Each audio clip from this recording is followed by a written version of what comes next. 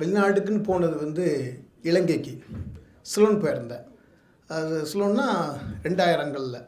So Ceylon போயிட்டு வந்து நான் ஃபஸ்ட் டைம் போனேன் வெளிநாடு. ஸோ ஃபஸ்ட் டைம் சிலோன் போயிட்டு வந்துட்டு நான் பார்க்குறவங்கள்ட்டலாம் சொன்னது வந்து நீங்கள் சிலோன் போங்க, செமையாக இருக்குது, ஸ்ரீலங்கா போங்க அப்படின்னேன். அதுக்கடுத்து சுவிட்சர்லாந்து போனேன், யூரோப்னா. அதுக்கடுத்து சிலோன் மறந்துச்சு. எங்கே பார்த்தாலும் நான் வந்து யாரை பார்த்தாலும் நீங்கள் ஒரு முறை சுவிஸ் போயிட்டு வந்துடுங்க அப்படின்னு சொல்லிகிட்டே இருப்பேன் நான். இப்போ சமயத்தில் குவைத் போயிட்டுருந்தேன். நான் போன முதல் அரபு நாடு குவைத். போயிட்டு வந்து நான் இல்லை யாரை பார்த்தாலும் வந்து குவைத் போங்க, குவைத் ஒரு முறை போய் பாருங்கள் அப்படின்ட்டு சொல்லிட்டு இருந்தேன். ஆனால் நான் பல இடங்களுக்கு போயிருந்தாலும், ஆனால் நான் ரெகுலராக எல்லாரையும் பார்த்து கேட்கக்கூடிய ஒரே ஒரு கேள்வி வந்து, கேள்வியும் சரி எல்லோரையும் போய் பாருங்கன்னு சொல்கிறது வந்து ஜெயில். ஒரு முறை நீங்கள் எல்லோரும் ஜெயில் போய் பாருங்கள்.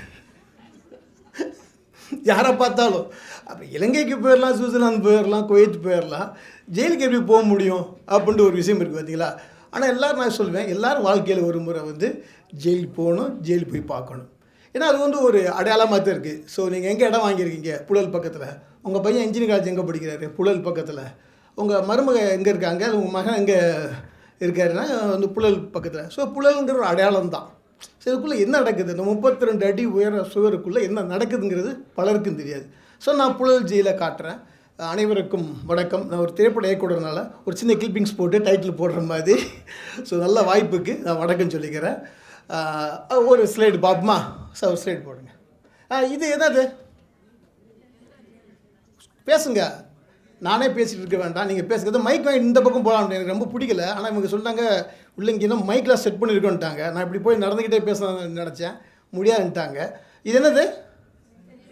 சென்ட்ரல் ஜெயில் கேட்டா? அடுத்த ஸ்ட்ரீட் ஏவிஎம். நாங்கள் உட்காந்துருக்க வந்து இப்போ சொன்னார் ஆளவந்தான் படத்தோட எடிட்டரு. சிரிக்கிறார் அவர். இவர் கேட்ட கேள்விக்கு அவர் சிரிக்கிறார். சினிமாவை பற்றி அப்படி தான் கற்பனையாக இருக்குது. ஏதோ நினச்சிட்டு இருக்காங்க 5 மணி நேரம் எடுத்து, அப்படிலாம் கிடையாது. ஸோ நம்ம தமிழ் மக்களுக்கு தெரிந்தது எல்லாமே வந்து ஜெயில்னாக்க இதுதான். ஜெயில் எல்லாத்தையும் இப்போ பார்த்தீங்கன்னா, இப்போ சமயத்தில் போயிருந்தேன், எல்லா ஃப்ளோரையும் அடிச்சிட்டான், இது மட்டும் வச்சுருக்கான். ஏன்னா இந்த மாதிரி ரேர் பீஸு கிடைக்காது.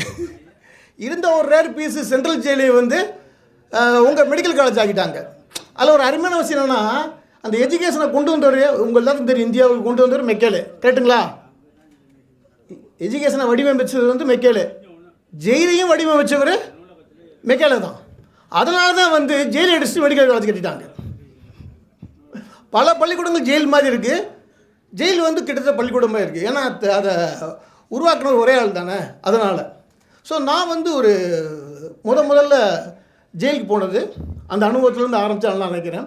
ஸோ நம்ம சினிமாவில் பார்த்தது தான். நம்ம வந்து சென்ட்ரல் ஜெயிலு அப்படியே ரஜினிகாந்த் கதவை திறந்து கீழே இறங்கி வந்தோன்னு அப்படி கூடுவார், பார்த்துருக்கீங்களா? கூடுவார் உச்சக்கட்டத்தில் வந்து அண்ணன் ஜிபு போடுங்க நம்பர் கான்ஸ்டபிளை, ரொம்ப காமெடியெல்லாம் பண்ணுவாங்க, சரிங்களா? ஆனால் அந்த ஜெயில் அப்படி கிடையாது. நான் பார்த்த ஜெயில் புழல் ஜெயில். ஸோ யாரும் போயிருக்க மாட்டேன். சில பேர் யாராவது போயிருப்பீங்களோ? சரி, ஓகே. சார் போயிருக்கீங்க, சார் தெரியும், நல்ல டான்ஸர் அவர், சரிங்களா? ஸோ ஜெயிலில் நான் ஃபஸ்ட் டைம் நான் போய் பார்த்தப்ப நான் போகிறேன். ஸோ அதே மாதிரி தான் ஃபஸ்ட்டு கேட் செகண்ட் கேட் பயங்கரம். அதாவது என்னது, ஒரு புனிதஸ்தலம் போகிற மாதிரி தான் போனேன். இந்த வாய்ப்புக்கு போயிட்டு சூப்பர்டென்ட் ரூமில் நிற்கிறேன். சூப்பர்டென்ட் ரூமில் போய் நான் கதவை திறந்துன்னு நான் பார்த்து ஷாக்கானது யாருன்னா ஒரு கைதி. அந்த கைதி யாருன்னா, நம்ம மீனாட்சியம்மன் கோயில்லையும் மகாலிபுரத்துலேயும் டவுசர் போட்டு ஃபோட்டோ எடுத்துகிட்டு வந்துட்டு இருப்பாங்களே, ஒரு வெள்ளைக்காரன் பிரிஸ்னர், ஒரு வெள்ளைக்காரனை கைதியாக பார்க்குறேன். அவன் நல்லா பயங்கர டேட்லாம் போட்டு அப்படி நிற்கிறான். நான் நிற்கிறேன், ஸ்டைலாக நிற்கிறான். ஸோ அங்கே இருக்கவங்களுக்கு எல்லாத்துக்கும் மக்களுக்கு எல்லாமே வந்து எல்லாருமே அரைக்குறை இங்கிலீஷ் தான். அவன் பேசுகிறது சூப்பர்டென்ட்டுக்கே புரியாது, சரிங்களா? என்ன சூப்பர்டென்ட்டே அவ்வளோதான் இங்கிலீஷு. பயங்கரமாக ஆர்குமெண்ட் நடந்துக்கிட்டு இருக்குது. என்ன ஆர்குமெண்ட்னா, அவன் வந்து அவனோட இங்கிலீஷை ஸ்வான்ஸ் ஷவ் வேந்த ஷவ் அப்படின்ட்டு இருக்கான். ஓரளவுக்கு புரிஞ்சுக்கிட்ட ஒருத்தர் சொல்கிறாரு, சார் அவன் சவர் கேட்குறான் சார், சவர் கேட்குறான் சார். ஏன்ட்ட சொல்கிறாரு, சார் டைரக்டர் சார் சவர் கேட்குறான் சார். இவங்க தொல்லை தாங்க முடியல சார். 6 மணிக்கு மேலே லாக்கப் ஆக மாட்டாங்க. அப்போ தான் ஜாக்கிங் ஓடுறானுங்க, உள்ளே போக மாட்டாங்க. ஒரு 33 பேர் இருந்தாங்க பிரிசனர்ஸு. ஸோ பயங்கர லைவு. அப்போ நான் வந்து சூப்பர்னோட பேசிகிட்டு இருக்கேன், அவன் போக மாட்டேங்கிறான். எங்களுக்கு சவர் வச்சு கொடுங்க, அப்போ தான் போவேன் அப்படிங்கிறான். என்ன அவர் அப்படியே நான் உட்காந்துருக்கேன், அவன் விட்டுருக்கான். என்ன பண்ணுறான், நான் பேசிகிட்டு இருக்கும்போது என்னையை பார்த்து கண்ணடிப்பான், திரும்பி அப்படியே பிரேக் டான்ஸ் ஆடுவான் என்னை பார்த்து அங்கே. ஸோ எனக்கு பார்த்துட்டு ஜெயில் இப்படி இருக்குண்டு. அதுக்கடுத்து ஜெயிலுக்குள்ளே உள்ளே போய் வளாகத்துக்குள்ளே பார்க்கும்போது அது ஜெயிலே கிடையாது. சரிங்களா? ஸோ சினிமா படத்தில் பார்த்து ஜெயிலே கிடையாது. ஸோ சினிமா படத்தை வரைக்கும் என்ன காட்டுவாங்க, ஒரு வேப்ப மரத்தில் வந்து சாப்பாடு போடுவாங்க, வரிசையாக நிற்பாங்க, தட்டை வச்சு எல்லாத்துக்கும் வந்து எக்கு போடுவாங்க. அப்படி வில்லன் மட்டும் தட்டை எடுத்து வர மாட்டார், வில்லன் ஒரு அடியாக 2 தட்டை கொண்டு வருவார், அவருக்கு எக்ஸ்ட்ரா 2 எக்கு வைப்பாங்க. அதில் வந்து நம்ம ஹீரோ வந்து அப்படி கையை பிடிப்பார், ஒரு எக்கு தான் உனக்கு கிடைக்கணும், அப்படியே ஹீரோட இன்ட்ரொடக்ஷன் பண்ணுவாங்க. அதான ஜெயிலு. ஆனால் அப்படிலாம் கிடையவே கிடையாது. அப்படிப்பட்ட ஜெயிலாம் அப்படி கிடையவே கிடையாது. ஒரு கைதி தான் என்கிட்ட சொன்னார் முதல்ல, சார் சிறை என்பது கைதிகளால் நிர்வகிக்கக்கூடிய நிறுவனம்ன்றார். நீங்கள் சொன்னால் நம்ப மாட்டீங்க. மொத்தமே வந்து அங்கே வந்து இன்றைக்கி புலர்ச்சியில் வந்து காலையில் வந்து எல்லாம் செய்யுது, கான்விட்டு, அதுக்கடுத்து ரிமாண்ட், ஜூனியன், அதுக்கடுத்து பெண்கள் சிறை, எல்லா சிறையும் 4000 பேர் காலையில் எந்திரிச்சு 6 மணிக்கு வெளியே வந்து கிழிச்சு முடிஞ்சு, அதுக்கடுத்து அவங்க வந்து காலேஜ் சாப்பாடு சாப்பிட்டு வேலைக்கு போய், ஸ்கூலுக்கு போய், லைப்ரரிக்கு போய், ஹாஸ்பிட்டலுக்கு போய் எல்லாமே போவாங்க. அது ஒரு உலகத்தோட சின்ன இதுதான், எல்லாமே உள்ளே இருக்குது. கோயிலுக்கு போய், உள்ள மசூதி இருக்குல்ல, சர்ச்சுக்கு போய் எல்லாம் போயிட்டு, அதுக்கடுத்து வந்து ஈவினிங் போயிட்டு அவங்க கிழிச்சு முடிச்சு ஒரு 7 மணிக்கு உள்ளே போகிறாங்கன்னா போலீஸ்காரங்க நினச்சிங்களா? எல்லாம் கிடையாது. அவங்க மனசு வைக்க போய் தான் உள்ளே போவாங்க. இல்லைனா எந்த போலீஸ் முஞ்சி போனால் ஒரு 70 போலீஸு, அதில் வந்து எப்படியும் டெய்லி 20 பேர் லீவ் போட்டுருவாங்க. சரிங்களா? அதில் வந்து ஒரு 30 பேர் ஏன்டா வேலைக்கு வந்தோன்னு சொல்லிட்டு கட்டுப்பிள்ளையே உட்காந்துருப்பாங்க. திருநெல்வேலிக்கு மாறலாகி போகணும், என்னை வந்து பாளையங்கோட்டைக்கு மாறணும், என் பையன் வந்து கோயம்புத்தூர் போயிட்டான், ட்ரான்ஸ்ஃபரே தர மாட்டாங்க, வேலை செய்ய மாட்டாங்க. அதில் கொஞ்சம் மொத்த 4000 பேர்த்தில் 20 பேர் தான் பார்த்துக்கிட்டு இருப்பாங்க. அப்போ மற்றெல்லாம் யார் பார்த்துட்டு இருக்காங்கன்னா அங்கே இருக்கக்கூடிய ஒரு 2000 சொச்ச பூட்டுகள், 2000 சொச்ச பூட்டும் லாக் அண்ட் கீ தான் வந்து அந்த கைதிகளை வந்து உள்ளே வச்சுக்கிட்டு அவங்களே அடைச்சிக்கிட்டு கீயை கொடுப்பாங்க. எல்லா லாக்கையும் அடைச்சி ஒரு சிறை இல்லவாசி தான் கொடுப்பார். இருந்தாங்க சார், நாங்கள்லாம் உள்ளே போயிட்டோம், சாவி எடுத்து நிம்மதியாக போய் தூங்குங்க சார் அனுப்பி வைப்பாங்க. ஆக மொத்த சிறை என்பது கைதிகளால் நிர்வகிக்கக்கூடிய நிறுவனம். ஆனால் அதை கடந்து அதுக்குள்ளே இருக்கக்கூடிய கொடுமைகள் சிறைப்படத்தில் காட்டாது. என்னன்னாக்க நான் பார்த்தது வந்து அவங்க அந்த என்னை அடைச்சி வச்சுருக்கேங்கிற ஒரு மன அழுத்தம் இருக்குது பார்த்தீங்களா, என்னை அடைச்சி வச்சுருக்க, என்னை குற்றவாளியாக வச்சுருக்க அப்படிங்கிறத சொல்லுவாங்க சிறை கைதிகள். சார் நைட் ஆனால் ஒரு 10 மணி ஆனால் அவங்க என்ன பண்ணுவாங்கன்னா ஒரு 3 மணிலேருந்தே வாக்கிங் போயிட்டு இருப்பாங்க, தூங்க மாட்டாங்க, மதியம் அதிகமாக தூங்க மாட்டாங்க, வாக்கிங் போயிட்டு இருப்பாங்க. வாக்கிங் போயிட்டு ஒரு 6 மணி வரைக்கும் நம்ம ஸ்கூல் காலேஜ் மாதிரி தான், ஹாஸ்டல் மாதிரி டைம் ஆச்சு கிளம்பு விளையாண்டது போகும், கிளாஸுக்கு போ அப்படி சொல்லுவாங்க. அதே மாதிரி தான் டைம் ஆச்சு 6 மணி ஆச்சு எல்லாம் உள்ளே போ அப்படி போக மாட்டாங்க. 7 மணி வரைக்கும் AP3 உள்ளே போகாமல் இருக்க, ரிமைண்டில் எழுதிடுவேன் அப்படி சொல்லிட்டே இருப்பாங்க, போகவே மாட்டாங்க. சுற்றி முடிச்சு எல்லாரும் குளிச்சு முடித்து உள்ளே போயிட்டு அதுக்கடுத்து நல்ல சாப்பாடு சாப்பிட்டுட்டு சொல்லுவாங்க, சார் 10 மணிக்கு செத்துடணும் சார், 10 மணிக்கு செத்துடணும், அதுக்கடுத்து காலையில் ஒரு 6 மணிக்கு எந்திரிக்கணும் சார். இந்த இடையில 2 மணிக்கு 1 மணிக்கு ஒரு சிறை இல்லவாசி எந்திரிச்சிட்டாருன்னா அது மிகப்பெரிய கொடுமை. எல்லாம் அமைதியாக தூங்கிட்டு இருக்காங்க. நான் ஒரே ஒரு முறை ஒரு நைட்டு 1 மணி வரைக்கும் இருந்திருக்கேன் புழல் செயலில், என்னோடய நாடகத்துடைய கிராண்ட் ரிஹர்சலில். மிகப்பெரிய கொடுமையாக இருக்குது. எல்லாம் தூங்கிட்டு இருப்பாங்க, அவங்க மைண்டு வந்து அப்படியே யோசிக்க ஆரம்பிக்கும், தன் மனைவியை பற்றி, குழந்தைகளை பற்றி அப்படியே யோசிக்க ஆரம்பிக்கும். அந்த தூங்குறதுனா அவங்க வந்து டென்ஷன். அதனால என்ன பண்ணுவாங்கன்னா அந்த தூங்குறத வந்து ரொம்ப விரும்புவாங்க. உள்ளே எவனா ஒருத்தர் வந்து சத்தம் போட்டால் டென்ஷன் ஆயிடுவாங்க. அங்கே ஒரு கைதி ஒருத்தர் இருந்தார். அவர் வந்து ஒவ்வொரு அறைக்கும் வந்து ஒரு லீடர் இருப்பார். எவனா ஒருத்தர் சொல் பேச்சு கேட்கணும்னு வச்சுங்களேன், எல்லாரும் லைட்டை ஆஃப் பண்ணணுமே, அவர் மட்டும் அப்படியே கேரம் போர்டை தூக்கி வைப்பாராம், ஆளே இல்லாமல் டப்புன்னு அடிப்பார். அதுக்கடுத்து நைட்டு முழு அடிச்சுட்டே இருப்பார். அதுக்கடுத்து அவங்களும் வந்து கேட்பாங்க, அண்ணன் ஏதாவது பிரச்சனை என்ன டே, சாப்பாடு எடுத்து வைக்க மாட்டேங்கிற, தண்ணி எடுத்து வைக்க மாட்டேங்கிற அப்படிமாறான். தூங்க விட மாட்டாரான். தூங்க விடலன்னு ரொம்ப டென்ஷன், ரொம்ப பிரச்சனை ஆகிடும். ஸோ அந்த ஒரு பயங்கரமாக அது கட்டது இது மாதிரியான மன அழுத்தங்களை உள்ளே இருக்கக்கூடிய இன்ஃப்ராஸ்ட்ரக்சர்லாம் பயங்கரமாக இருக்கும். அடுத்து போங்க சார், அவங்களுடைய சாப்பாடு முன்னெல்லாம் பார்த்தீங்கன்னா இதுதான் நம்ம இந்த நீங்கள் பார்த்த அந்த இன்றைக்கி இருக்கக்கூடிய உங்களுடைய மெடிக்கல் காலேஜு முன்னாள் வடிவம். ஓகே, அடுத்து இப்போ இருக்கக்கூடிய புழல் மத்திய சிறை நாங்கள் போனது. அடுத்து போங்க, இது நம்ம வழக்கம் போல் சினிமாவில் பார்த்த ஜெயிலர் ரஜினிகாந்த் எந்த அளவுக்குலாம் தப்பாலாம் காட்டுவாங்களோ, ஸோ அந்த எல்லாம் இதுக்கு நம்மளுடைய இது சரிங்களா. அவள் கடைசியாக ஒருத்தர் காமிச்சார், இது செம்ம, இவரை ரேப் பண்ணுவானுங்க, அதெல்லாம் கிடையாது சார்.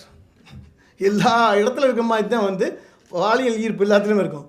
ஒரு ஐடி கம்பெனியில் இருக்கிற மாதிரி தான் பாலியல் ஈர்ப்பு இருக்கும். உடனே சிறைனா உள்ளே போடுறவங்களாம் வந்து அவனை ரேப் பண்ணிடுவானுங்க போய். அதில் கொடுமையாக இருக்கும். யார் அந்த ரைட்டில் இருக்கிறவரை தூக்கிட்டு போய் ரேப் பண்ணுற மாதிரி ஒரு சீன் வச்சுருப்பாங்க, பண்ண ட்ரை பண்ணுவானுங்க, ரொம்ப கொடுமையாக இருக்கும். அவெல்லாம் கிடையாது, அப்படி கிடையாது. ஓகே, அதே மாதிரி சாப்பாடு போடுறது. ஆனால் இன்றைக்கி அவங்களுடைய சாப்பாடுடைய பட்டியல் பார்த்தீங்கன்னாக்க ஒரு வருஷம் மாற்றுங்க சார், ஒரு பெரிய மெனு கார்டு சூப்பராக இருக்கும். நீங்கள் பார்த்தீங்கன்னா நீங்கள் நாளைக்கு நம்ம ஜெயிலுக்கு போயிடலாம் அப்படின்னு நினைப்பீங்க. அதனால் காலையிலேருந்து ஈவினிங் வரைக்கும் காஃபிலேருந்து ஆரம்பித்து ஈவினிங் வந்து வேர்க்கடலை கொடுக்குற வரைக்கும் அந்த அளவுக்கு இருக்கும்.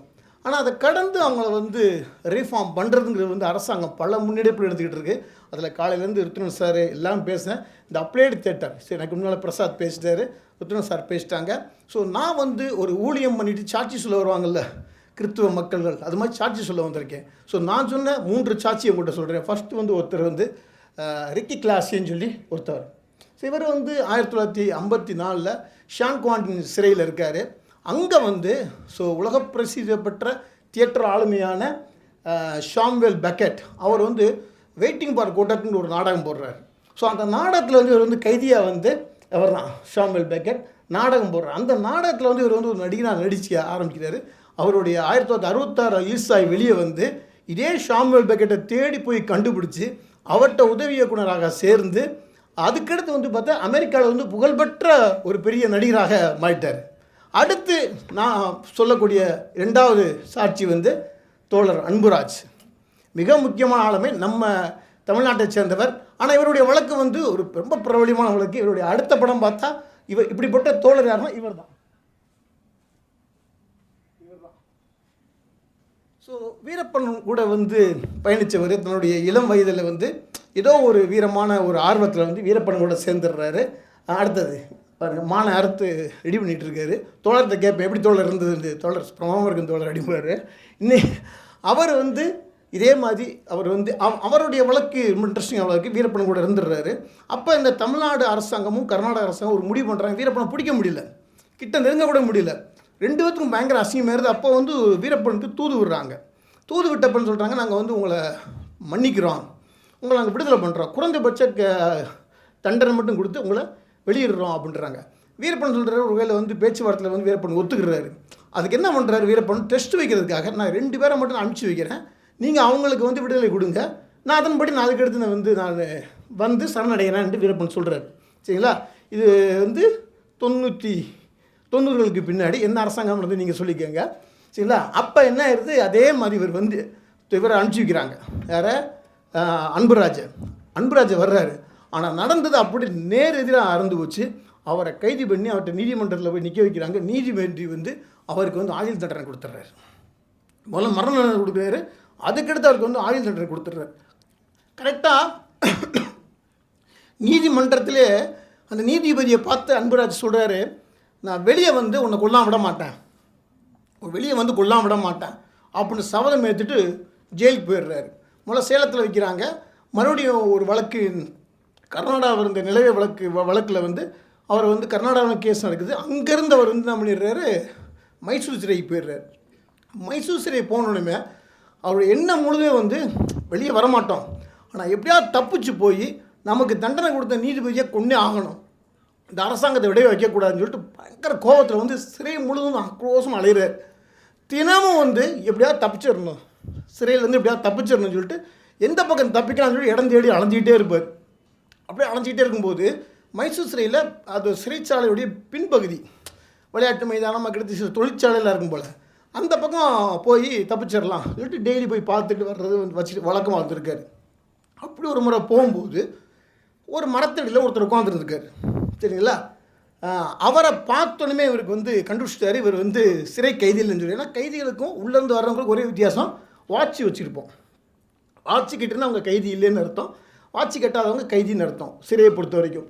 உடனே பார்த்து 2 பேரும் பேசியிருக்காங்க. பேசினப்போ தான் அவர் சொல்லியிருக்காரு, நான் வந்து சிறை கைதிகளுக்கு வந்து நாடகம் போட வந்திருக்கேன் அப்படின்னு இருக்காரு. அவர் தான் உலகப்பா கட்டிமணி, காலையில் கூட கரண பிரசாத் சொல்லியிருப்பார், இவர் தான். ஸோ இவர் என்ன பண்ணியிருக்காரு, சரி வேடிக்கை நீ யார் பண்ணிருக்காரு, நான் வந்து ஒரு சிறையில் வாசி அப்படின்ட்டுருக்காரு. அப்படின்னா நான் மற்ற சிறையில் வாசிலாம் வந்திருக்காங்க, அன்றைக்கி நாடக பயிற்சி நடந்திருக்கு. இவர் அன்புராஜ் பக்கத்தில் உட்காந்து வேடிக்கை பார்த்து வந்திருக்காரு. அன்புராஜுக்கு ஒன்று தோன்றிருக்கு, நம்ம தப்பிக்க எங்கெங்கேயோ ட்ரை பண்ணிகிட்டு இருக்கோம், நம்ம ஒன்று பண்ணலாம், இந்த குரூப்பில் நம்ம வந்து சேர்ந்துட்டோம்னா ஈஸியாக தப்பிச்சு ஓடிடலான்னு சொல்லிட்டு என்ன பண்ணிடுறாரு, இவங்க கூட சேர்ந்துடுறாரு. சேர்ந்து டெய்லி ரிஹர்சலுக்கு வர்றது, ரிஹர்சல் முடிஞ்சோடனே தப்பிக்க ட்ரை பண்ணுறது, போயிடுறது, இப்படியே போயிருக்காரு. அப்போ தான் அவருக்கு இன்னொரு விஷயம் கேள்விப்பட்டிருக்கு, நாடகம் பண்ணி இவங்க வந்து வெளியே எடுத்துகிட்டு போக போகிறாங்கன்னு அவருக்கு வந்து ஒரு முழு ஆளாக மாறிட்டார். ஃபுல் டைம் நாடகத்தில். ஏன்னா வெளியே போனால் ஈஸியாக வெளியே கூட்டி போயிடுறாங்களா, தப்பிச்சு போயிடலாம்லன்ட்டு.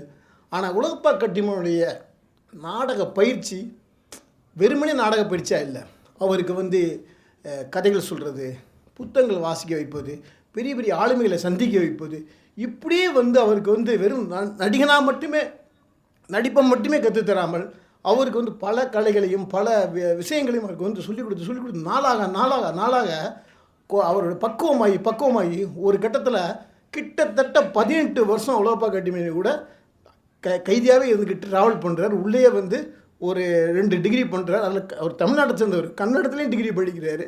படிச்சுட்டு ஒரு இடத்துல வந்து கிட்டத்தட்ட இந்தியாவில் இருக்கக்கூடிய பல இடங்களில் நாடகம் போட போயிடுறாரு. அதே மாதிரி 18 வருஷம் கழித்து விடுதலையாகிறாரு. இது ரொம்ப சுவாரஸ்யமான விஷயம். அதில் வந்து ஒரு பெண் கதாபாத்திரத்துக்கு நடிக்கிறதுக்காக ஒருத்தவங்க வர்றாங்க, ரேவதின்னு சொல்லிட்டு. அவங்க கூட பேசி பழகி 2 பேத்துக்கும் காதல் வந்து சிறையிலேயே 2 பேத்துக்கும் திருமணம் நடந்து இவர் விடுதலையாகிறதுக்கு முன்னாடியே அவங்க விடுதலையாகி இவர் அட்ரஸ் கொடுத்து விட்றாரு. அந்த பொண்ணு வந்து நேர இவர் வீட்டுக்கு போகுது. 2 வருஷம் இவருக்காக அங்கே தங்கியிருக்கு. இவங்க வீட்டுக்காரங்களும் வந்து 2 வருஷம் மருமகளை வச்சுருக்காங்க. மறுபடியும் விடுதலை இன்றைக்கி வந்து இன்றைக்கி அன்புராஜ் வந்து மிக முக்கியமான ஒரு ஆளுமையாக மலைவாழ் மக்களுடைய போராட்டத்திலையும், அதாவது மலை வளங்களையும் மிருகங்களையும் பாதுகாக்கக்கூடிய மிக வித்தியாசமாக பண்ணிகிட்ருக்காரு. அன்னைக்கு அரசாங்கம் வீரப்பன் வழக்கில் இவருக்கு சொன்னபடி நடந்துக்கிட்டாக்க வீரப்பனுடைய கதையே வேறையாக மாறி இருக்கும். ஸோ அவர் ஒருத்தர். இன்னொருத்தர் அடுத்து பேருங்க. இது அவங்களுடைய பயிற்சி, அவங்களுடைய நாடகக்குழு, உலகப்பா அகாடமியுடைய நாடக குழுக்கள். அடுத்தடுத்து பேருங்க. ஓகே, இது நான் சந்தித்த என்னுடைய ஹீரோ. இவரோட பேரே இன்ட்ரெஸ்டிங்கான பேர் எலி என்ற சத்யராஜ். இவரை ஃபஸ்ட் டைம் எப்படி பார்க்குறேன்னா, நான் வந்து நாடக பயிற்சிக்காக உள்ளே கூப்பிட்டு போயிருக்காங்க. நாடகத்துக்கான ஆடிஷன் தான் எடுக்கிறாங்க. வர்றதுக்கு பூரா ரொம்ப நல்ல பசங்களாக இருக்கானுங்க. ஃபஸ்ட்டு பெஞ்சுக்கு கெங்காக வருதுங்க. எல்லாம் வந்து சார் நான் வந்து ஹெல்த் இன்ஸ்பெக்டர் சார், ஒரு சின்ன வழக்கில் வந்துட்டேன் சார், நான் வந்து இது வந்து எம்ஏ படிச்சிருக்கேன் சார். நான் அது என்ன நல்ல எனக்கு இவங்கள வச்சு நாடகம் பண்ணல பண்ணேன். எல்லாமே வந்து ரொம்ப நல்லபடி. நாடகங்கிறது வந்து ஏதோ மாற்றம் எல்லாம் மாறி இருக்கானுங்க. இவங்கெல்லாம் வெளியே விட்டுறலாம். எதுக்கு எக்ஸ்ட்ரா வச்சு சாப்பாடு போட்டுருக்கு. இன்னும் சொல்ல போனால் புழல் சிறையில் வந்து டெய்லி வந்து கிட்டத்தட்ட வந்து ஒரு 3000 பேர்த்துக்கு வீண் சாப்பாடு தான் போட்டுட்ருக்கேன். 3000 பேர்த்து வெளியே விட்டுறலாம். சரிங்களா? எப்போயோ ரீஃபார்ம் ஆகிட்டாங்க அவங்கெல்லாம். ஆனாலும் இந்த சட்டம் வந்து இந்த பூனையை கட்டி போட்டு பாடம் நடத்துகிற மாதிரி தான் நடத்திட்டு இருக்காங்க. இப்போ எனக்கு யாராவது ஒருத்தங்க வேணுமே அப்படிங்கும்போது நானும் ஒரு காவலர் உட்காந்து பேசிகிட்டு இருக்கோம். ஒரு மரத்தடியில் உட்காந்து பேசிகிட்டு இருக்கும்போது அங்கே ஒரு கேன்டீன் இருக்குது உள்ளே, அந்த டவருக்கு கீழே. அப்போ கேன்டீன் இருக்கும்போது எல்லாம் வந்துகிட்டு இருக்காங்க. வந்துகிட்டு இருக்கும்போது இவர் நான் லாங்கிலே பார்த்துட்டேன். ஆள் பார்த்தா கொஞ்சம் பெக்குள்ளே இருக்கார், கொஞ்சம் குள்ளே உருவம், இப்படி கொஞ்சம் முடி இதே மாதிரி முடி வச்சுருப்பார். இப்படியே வந்துருக்காரு. வந்தவர்னோட டம்முன்னு கீழே விழுந்துட்டார். கீழே விழுந்தோடனே என் பக்கத்தில் உட்காந்துருந்த அந்த காவலர் என்ன பண்ணார், குடுந்து ஓடினார். நான் போனோடனே சரி தூக்கி விட போகிறாரு போல். ஆனால் ரொம்ப ரொம்ப ரொம்ப மன உரிட்டேன். பரவாயில்ல, ஒரு சிறையில் வாசி கீழே விழுகிறாரு, ஒரு காவலர் ஓடி போய் தூக்க போகிறாருன்ட்டு. இவர் என்ன பண்ணார், ஓடி போய் கீழே விழுந்தவனை விட்டுட்டு மேடம் பார்த்துட்டு எவன்டா என் தலையை கீழே தள்ளி விட்டது டே அப்படின்னு கத்துணுமே. அவர் எலி மாம பாத்தியா அப்படிங்கிறார். யாரை? காவலரை.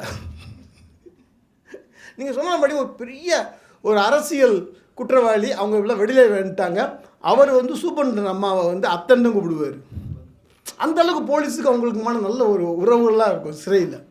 சினிமா தான் வந்து ரொம்ப ஒரு வேறு மாதிரி காட்டிகிட்டே இருப்பாங்க. சரிங்களா? உடனே சொல்கிறாரு, சார் இவர் தான் சைலண்டாக சத்யராஜன். இவர் வந்து பண்ணாரி பக்கத்தில் இருந்தவர். இவர் கையில் வந்து சின்ன ஒரு ஆயுதம் கிடச்சா போதும், எப்படிப்பட்ட ஆளாக இருந்தாலும் கையில் இருக்கிற எல்லாத்தையும் பிடிக்கிட்டு விட்டுருவார். அதேமாதிரி சிறையில் அடுத்த செகண்ட் இவர் என்ன பண்ணுறான்னு இவருக்கும் தெரியாது, போலீஸுக்கும் தெரியாது. உள்ளே கொஞ்சம் போதை பழக்கம் உள்ளவர். அடுத்த செகண்ட் ஒன்று மரம் மேலே ஏறிடுவார், இல்லைனா பிளேட் எடுத்து கிழிச்சிக்கிடுவார். அங்கே இருக்கக்கூடிய ஒரு நைஜீரியன் மாதிரியான ஒரு ஆப்பிரிக்கன் சிறையில் வாசிக்கு ஆள்லேயே வேலை பார்த்துக்கிட்டு இருந்தார். ஏன்னா இவருக்கு வந்து அப்பா அம்மா ஃபேமிலி யாருமே கிடையாது. ஸோ அங்கே உள்ளே வேலை பார்த்தாக்க அவங்க ஏதாவது கொடுப்பாங்க, அதனால் வேலை பார்த்துக்கிட்டு இருந்தார். எனக்கு இவரை பார்த்துன்னு பிடிச்சி போச்சு. இவர் தான் நம்ம நாடகத்துக்கு எப்படியா வேணும், இந்த பசங்க யாருமே நமக்கு தேவையோட இவர் மாதிரி ஒரு ஆளை ரீஃபார்ம் மட்டும் தான் முக்கியம்னு சொல்லி இவரை. ஆனால் இவரை கூப்பிட்டு பார்த்து வரமாட்டேன்ட்டார். அப்போ இவரை வர வைக்கிறதுக்கு என்னடா பண்ணலாம் அப்படின்ட்டு யோசிச்சப்போ வந்து எல்லாம் சொன்னாங்க, சார் இது மாதிரி நிறையா பேர் இருக்காங்க சார். நாங்கள் சரி இவங்களாம் எப்படி வருவாங்க நாங்கள் சார், ஒரு கானா கச்சேரி இப்படி நடத்துங்க, வச்சின்னா குமிஞ்சிருவாங்க. நாங்கள் அதே ஒரு கானா கச்சேரி வைக்கிறோம். பார்த்தா இவரை மாதிரி பலரும் வர்றாங்க. எனக்கு அவங்கள பார்த்து எல்லாரையும் பிடிச்சி போச்சு. ஏன்னா இவங்களுக்கு தான் நாடகம் தேவை. சரியில்ல, எல்லாருமே உள்ளே வந்து வெளியே போனால் மறுபடியும் குற்றம் பண்ணணும். இந்த சமுதாயத்துக்கு மேலே பயங்கரமான கோபம் உள்ளவங்க, உள்ளேயே போதைப் பொருட்கள் அவங்களுக்கு கிடைச்சா அதை கன்சியூம் பண்ணக்கூடிய ஆட்களாக தான் இருந்தாங்க, இருக்கக்கூடியவங்க தான் அவங்க. ஏன்னா அவங்களுக்கு என்ன ஒரு வகையில் பார்த்தாக்க நான் ரொம்ப சொல்லுங்க, ஒரே ஒரு பார்டர் தான். நம்ம உள்ளே போகாமல் இருக்கோம், அவங்க உள்ளே போயிட்டாங்க, அவ்வளோதான் வித்தியாசம். ஒரு இன்னும் சொல்ல போனால் இங்கே இருக்க நம்மளாம் அவங்கள உள்ளே அனுப்பிச்சிவிட்டு வெளியே உட்காந்துருக்கோம். அவங்களாம் அவங்களா போகல, நீங்கள்லாம் சேர்ந்து அவங்க அனுப்பிச்சி வச்சுருக்கீங்க, அதுதான் உண்மை சரிங்களா. இந்த சமூகம் அப்படித்தான் இருக்குது. அப்போ எல்லாம் வர்றாங்க, இவன் வரவே இல்லை, இந்த பையன் வரவே இல்லை. நான் வாடா போடான்னு நீங்கள் தப்பானதுக்காங்க. நான் சரி இல்லவாசியில் வந்து ஐயான்னு கூப்பிட்ருக்கேன், சார்னு கூப்பிடுவேன், அண்ணன்னு கூப்பிட்டுருக்கேன், அப்படிலாம் கூப்பிட்டுருக்கேன். ஆனால் எனக்கு இவனை ரொம்ப பிடிக்கும்னா வாடா போடான்னு கூப்பிடுவேன். உடனே இவன் வரல. நடந்துக்கிட்டு இருக்கும்போது திடீர்னு பார்த்தா புளி மாதிரி ஒருத்தன் பாயிரம் பாஞ்சா உள்ளே புகுந்து செம்ம ஆட்டம் குத்து செம்ம போடுறான். அன்றைக்கி அப்படியே இருந்தான். அப்படி எல்லாம் போனாங்க. நம்ம வழக்கம் போல் நம்மளோட தியேட்டர் கேம்ஸ் இருக்கும். அகஸ்டோ பால்வால் சொன்ன மாதிரி, இவர் பிரசாத் சொன்ன மாதிரி. ஸோ ஃபோரம் தியேட்டருடைய மிக முக்கியமான அவர் தான் வந்து இந்த அப்டேட் தியேட்டருடைய ஃபாதரு. ஸோ தியேட்டர் கேம்ஸுக்கு அந்த தியேட்டர் கேம்ஸ் போட்டோன்னே இன்ட்ரெஸ்ட் ஆகி விளாட ஆரம்பிச்சிட்டான். விளாடு முடிச்சோன்னே அன்றைக்கி ஈவினிங் வரைக்கும் கூட விளாட்றான். எல்லாருக்கூடையும் நிறைய கேம்ஸ் போடுறான். எல்லாம் கிளம்பும் போது என்கிட்ட கேட்குறான், சார் நாளைக்கு வரலாமா சார் அப்படின்ட்டான். நான் சொன்னேன், எலி கண்டிப்பாக வந்துடு அப்படின்ட்டேன். பார்த்தா அடுத்த நாள் காலையில் வந்துட்டான். வந்து அன்றைக்கி அப்படியே போயிட்டுருக்கு. அன்றைக்கி மதியத்துக்கு முன்னால் மெல்ல நாடகத்தில் போயிட்டோம். இப்படி நாடகம் போயிட்டுருக்கு. மெல்ல ஒரு காவலர், எப்போயுமே காவலுக்கு ஒருத்தர் உட்காந்துருப்பார் அங்கே. இல்லை ஏன்னா நாங்கள் எங்களுக்கு இருக்கக்கூடிய இது வந்து கொஞ்சம் இம்போர்ட்டட் எக்ஸ்போர்ட் ஏரியா. நாங்கள் இருக்கக்கூடிய அதாவது எங்களுக்கு நாடகத்துக்கு ஒதுக்கப்பட்ட பிளாக் வந்து இம்போர்ட்டட் எக்ஸ்போர்ட் ஏரியா. அப்படின்னா என்னன்னாக்கா வெளியே இருந்து சில பொருட்களை எரிவார்கள், இங்கேருந்து சில பொருட்களை அவர்கள் அனுப்புவாங்க, அப்படிப்பட்ட ஏரியா. அதனால் அவங்க ஒரு காவலர்கள் எப்பவுமே போட்டிருப்பாங்க. ஸோ அந்த காவலர் சொன்னார், சார் எல்லோரும் வச்சுக்கோங்க, இவனை மட்டும் உள்ள வச்சுக்காங்க, பயங்கரமான ஆள், உங்களுக்கு பிரச்சனை உண்டாக்கிறான்ட்டு. நான் விடுற மாதிரி தெரில, எனக்கு இவன் தான் வேணும்னு முடிவு பண்ணிட்டேன். என்ன பண்ணுவான், வந்து மெல்ல நாடகத்தை ஆரம்பிச்சிட்டான். நாடகத்தில் நடிக்க ஆரம்பிச்சிட்டான். இந்த மட்டும் நடிக்க ஒரு இடத்துல வந்து விளையாட்டுக்கு எடுத்து டைலாக் அப்படி போய்ட்டு எழுத படிக்க தெரியாது இவனுக்கு. என்ன ஏதாவது டைலாக் கொடுத்தா, சார் நீங்கள் சொல்லுங்கள் சார் கேட்டுக்கிடுவான். கேட்டுக்கிட்டு ஏதாவது தப்பாக பண்ணிட்டான் அவன் குடுன்னு ஓடி போய் மோதிடுவான். போய் டம்மு பதில் மோதிடுவான். எளிமை இல்லை சார், சரியாக பண்ணலாம், தப்பாகிடும் சார், நாடகத்தை சிரிச்சிடுவானுங்க சார் அப்படின்ட்டுருவான். சீரியஸாக அப்படி நடிக்க ஆரம்பிச்சு ஒரு இடத்துல மொத்த சீரியலில் வாசனை அப்போ தான் யோசிக்கிறானுங்க. மெயின் ரோல் ஹீரோவை இவன் தான் பண்ணிகிட்டு இருக்கான். ஒரு நாளெல்லாம் ஞாபகம் இருக்கு, இவன் நடிச்சுக்கிட்டு இருக்கான் சரிங்களா. இவன் எப்பவுமே பின்னாடி நடிச்சுட்டு இருப்பான். இந்த ஒரு காவலர் எப்பவுமே காவலுக்கு உட்காந்துருப்பான்னு சொல்லி எல்லாரும் உட்காந்து இருக்காரு. அவருக்கு லத்தியும் கேப்பை வச்சு உட்காந்துருக்காரு. இவன் தப்பாக பண்ணிகிட்டு இருக்கான். நான் சொன்னேன், எலி இப்படி பண்ணக்கூடாது, எலி இப்படி வரணும்ட்டு. ஒரு இடத்துல நல்லா ஞாபகம் இருக்குது, ஓடி வந்தார் அந்த காவலர். ஓடி வந்து டை இதை புறா அப்படின்னு சொல்லிட்டு அவரோட கேப்பையும் ஸ்டிக்கையும் இவன் கையில் கொடுத்துட்டு, இப்போ நான் பண்ணுறேன் பாடுறா அப்படின்ட்டு அவர் நடிக்க ஆரம்பித்தார். அதோட நாடகம் தன்னுடைய வேலையை செய்து முடித்து விட்டது. அந்த கேப்பும் ஸ்டிக்கும் ஒரு சிறையில் வாசிட்டு போயிடுச்சு. ஒரு காவலர் நாடகத்துக்குள்ளே வந்துட்டார். ரிஃபார்ம் ஆகிடுச்சு அதோட. ஸோ என்ன நடந்துக்கிட்டு இருக்குது, நாடகத்துடைய 50 நாள் போயிடுச்சு. அந்த கிளிப்பிங்ஸ் உங்களுக்கு கிடச்சி நான் இப்போ உடனே முடிச்சிடுறேன். அந்த கிளிப்பிங்ஸ் பாருங்கள், கரெக்டாக முடியுது. கடைசி ஒரு நாளைக்கு முன்னாடி, நாடகத்துக்கு ஒரு நாளைக்கு முன்னாடி எல்லாம் பரவாயில்ல பேசிகிட்டு இருக்கோம். ஒருத்தர் வர்றாரு, சார் எலிக்கு ரிலீஸ் ஆகிட்டான் சார், எலி விடுதலை அடிச்சுட்டான்ட்டாங்க. இப்படி தான் 6 வருஷம் ஜெயிலில் இருக்கான். நாளைக்கு நாடகம், இன்றைக்கி விடுதலை ஆகிட்டான். அது சிறையோடைய ரூல்ஸ் பண்ணால் ஒன்று விடுதலை ஆனால் வெளியே அனுப்பிச்சி விட்ருவாங்க. ஏன்னா உள்ளே இருக்கும்போது அவனுக்கு எதாவது ஒன்று ஆனாக்க அடுத்து அந்த சிறை நிர்வாகம் தான் வந்து கோர்ட்டில் வந்து பதில் சொல்லி ஆகணும். சொன்னால் எல்லாரும் ஷாக்கு. அதாவது 6 வருஷம் எப்படா போக மாட்டோம்னு காத்துக்கிட்டு இருந்த எலி அப்படியே அதிர்ச்சி அடைஞ்சு அப்படியே நிற்கிறான். எனக்கு என்ன ஷாக்குன்னா, இவன் போயிட்டால் மறுபடியும் ஒருத்தனை ட்ரெயின் பண்ணுமே. அடுத்த நாள் நாடகம் ஐஜி வர்றாரு, சிறப்பளிப்பாளர் வந்து என்னுடைய குருநாதர் நாசர் சார் வர்றாரு, எல்லாரும் வர்றாங்க. எனக்கு என்னடா படம் தெரில, உளுந்தடிச்சு நேராக சூப்பர்டம்மா போய் பார்க்குறேன். அந்தம்மா செம்ம, அந்த மாதிரி பேரை வந்து நான் சூப்பர் ஸ்டார்னு போட்டு வச்சுருப்பேன். பிரியதர்ஷினி வெயிட் பண்ணிட்டு அந்த அம்மா வந்து மீட்டிங் முடியுது. எனக்கு நான் டென்ஷன் உள்ளே நான் கேட்குறேன், சார் டைம் ஆச்சு சார், உள்ளே போகணும் சார். ஏன்னா 6 மணி ஆனால் அந்த மாதிரி கிளம்பிடும். எனக்கு சார் உள்ளே போகணும் சார். காலையில் வெளியே அனுப்பிச்சிடுவானுங்க, மாலையில் நாடகம். ஒரு இடத்துல அந்த மாதிரி மெல்ல உள்ளே வாங்க சார் இருந்துச்சு. உள்ளே போனேன். என்ன சார் எதாவது பிரச்சனையா சார்? மேடம் எலி ரிலீஸ் பண்ணிட்டாங்க மேடம், முடிஞ்சாமே இது முடிஞ்சாமே, பீரியடு முடிஞ்சாமேண்டு. உடனே ஒருத்தர் ரிமிஷன் கூப்பிடுச்சு. என்னப்பாச்சு எலிக்குன்னுச்சு. மேடம், அதாவது அங்கே எப்படின்னா ரிமிஷன் வேறு, அது வேறு. ரிமிஷன் சொல்லுவாங்க, இந்த பேருக்கு காலம் முடிஞ்சிருச்சுன்னா கொண்டு போய் கூப்பிட்டு வந்து நிற்க வச்சு வெளியே அனுப்பிச்சி விட்ருவாங்க. மேடம் எலிக்கு முடிஞ்சு மேடம், நாளையோட 6 வருஷம் கம்ப்ளீட் பண்ணிட்டான் அப்படின்னு. அந்தம்மா ஆமாம் சார், அவன் மெயின் ரோலில். மேடம் என்ன மேடம் பண்ணுறது? ஒரே நிமிஷம் யோசிச்சாங்க. சார் அவனுக்கு ரிமிஷனில் 2 மார்க்கை குறைக்கிறேன், எக்ஸ்ட்ரா 2 நாள் 2 போனோம் மார்க் போடுவாங்க. 2 நாள் மார்க்கை குறைக்கிறேன், 2 நாள் எடுத்துகிட்டு போட்டுரு. ரூல்ஸை பிரேக் பண்ணுறவர்கள் தாங்க இன்றைக்குமே வந்து சில விஷயங்கள் நடக்க முடியும். நீங்கள் வந்து சோகால்டு பியூரோக்ராட்ஸ் மாதிரி இதுதான் ரூல்ஸ்னு பிடிச்சிங்கன்னா எதுவுமே நடக்காது. அது நம்ம அரசாங்கத்துடைய தலை எழுத்து, வேறு வழியே இல்லை. பிரேக் பண்ணோம், அசால்ட்டாக பிரேக் பண்ணுச்சு. நான் என்ன பண்ணேன், அந்த மாட்ட தகவலை கேட்டுட்டு நான் வர்றேன். வந்தால் ரிஹர்சல் நான் எல்லாம் போயிட்டு வந்துடுறேன், எல்லாம் ரன் த்ரூ பண்ணிக்கிட்டு இருங்கப்பான்னு சொல்லிட்டு போனேன். என்னோட அசிஸ்டன்ட் இருக்கான், என்னடாச்சு சார், யாரும் பண்ண மாட்டேங்கிறாங்க சார் அப்படின்னா. என்னடாச்சு ஏன்டாங்கன்னா போல எல்லாம் அப்படியே சும்மா உட்காந்து 2 பேரும் பேசிக்கிட்டு இருக்கானுங்க. ஒரு ஜன்னல் இருக்கும், ஆள் உட்கார்ற மாதிரி ஜன்னல். அந்த ஜன்னல் 2 காலை தூக்கி வச்சு இப்படியே கண்ணி வைக்காமல் அந்த எலி இப்படியே உட்காந்து பார்த்துட்டே இருக்கான். என்னை பார்த்தா எல்லாம் வந்துட்டானுங்க, இவன் அப்படி மெல்ல இறங்கி வர்றான். நம்ம கொஞ்சம் பெர்ஃபார்மரில் நான் என்ன பண்ணேன், பாருங்கப்பா நான் போய் சூப்பர் மேடத்தை போய் பார்த்தேன், மேடத்தை சொன்னேன் நாளைக்கு நாடகம் இருக்குது, இப்படி எலி வந்து ரிலீஸ்ன்னு சொல்லி. உடனே மேடம் வந்து நிமிஷனை கூப்பிட்டு கேட்டாங்க. கேட்டோன்னே மேடம் வந்து, சார் நாளைக்கு கண்டிப்பாக எலி போக முடியாது சார், இருந்து நாடகம் சார் பண்ணிட்டு போனான்னு சொன்னோன்னுமே அதாவது எப்பயுமே யாராவது விடுதலைன்னா எல்லா ஸ்திரீல வாசம் நம்ம அந்த சீனியர் சென்டப் பண்ணுவோம் தெரியுமா, வந்து பஸ் ஏற்றி விடுவோம் தெரியுமா காலேஜில், அதே மாதிரி அனுப்பிச்சி வைப்பாங்க. விடுதலை வாசல் வரைக்கும் வருவாங்க, அவங்களோட பொருளை கொண்டு மறந்துடாத அப்படிலாம் சொல்லுவாங்க. இப்படி அவங்க எல்லாருமே ஒட்டுமொத்த பேரும் ஒருத்தருக்கு விடுதலை இல்லைன்னு சொன்னதுக்கு கை தட்டுறாங்க. யோசிச்சுப்பாங்களேன். சொன்னால் எங்கேருந்தும் கூட்டத்தை விலகிட்டு ஓடி வந்து அவன் ஏழி என்னை டக்குன்னு கட்டி பிடிச்சிட்டான். இவ்வளோ தான் இருப்பான், எனக்கு கட்டி பிடிச்சிங்க நல்லா ஞாபகம், அவன் தலை மட்டும் குலுங்குது. என்ன விடுறான் அப்படின்னு பார்க்குறேன், அழுகுறான். சார் என்னை விடுதலையை வேண்டாம்னு இருக்க வச்சதுக்கு அழுகுறான். ஸோ நாடகங்கிறது எவ்வளோ பெரிய விஷயத்தை பண்ணுவாங்களே. இதுதான் தியேட்டர், இதை ரீஃபார்ம் பண்ணுது, இதான் பண்ணிக்கிட்டு இருக்குது. ஸோ இந்த அனுபவம் வந்து வாழ்க்கையில் மறக்க முடியாது. ஸோ இன்னும் டைம் இல்லை, அதனால் வந்து சில கொஸ்டின் ஆன்சர் இருந்தாலும் இருக்கலாம்.